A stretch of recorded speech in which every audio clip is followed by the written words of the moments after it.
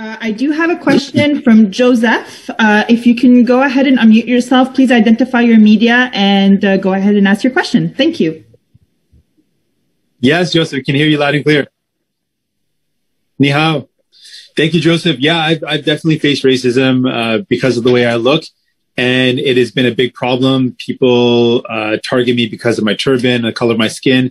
But I also want to talk about specific anti-Asian hate that's directed towards people of Chinese descent.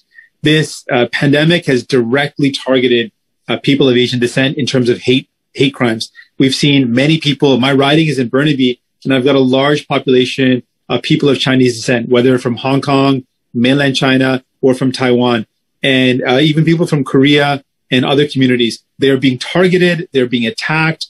They're being called names. I met one of my constituents.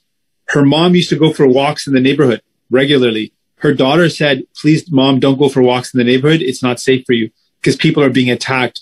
To me, it is so heartbreaking that a daughter had to tell her mom, don't go for a walk because you might be attacked.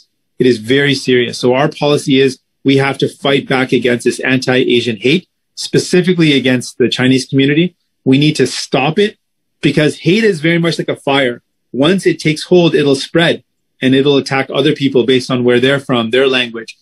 We've seen this happen before. When hate attacks one community, it impacts all of us. So we all have to come together and say, we've got to put an end to hate.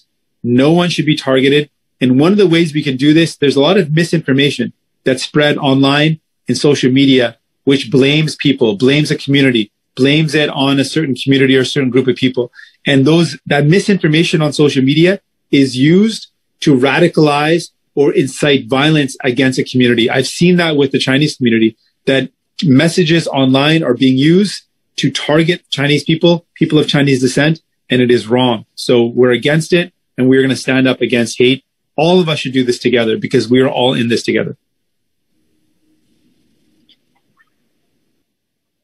Yes, and this is a very real problem. We've got to make good decisions about where there's hot spots. So if there's a place where there's a variant or there's a high spread, we want to make sure we're limiting travel.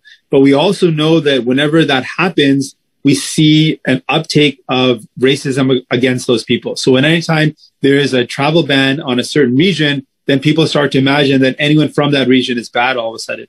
So we've got to be very clear in our communication. We're stopping hotspots, not because there's anything wrong with the people, but because of a risk of infection. But we've got to be very clear, because misinformation on that case leads to increase in hate. We saw that when there was a lot of focus on Wuhan, and then people were targeting people of Chinese descent. Now that there's bans on travel to Pakistan and India, we're worried about the rise of hate against South Asians. So we've got to be very clear in our communications. The decisions that we're making for health do not reflect on any people, do not reflect on any community. They're just questions about where travel is going to put Canadians at risk just because of this pandemic. And we've got to be very clear, because there's a real risk that it gets manipulated or twisted into increasing hate against people based on where they come from. Thank you very much.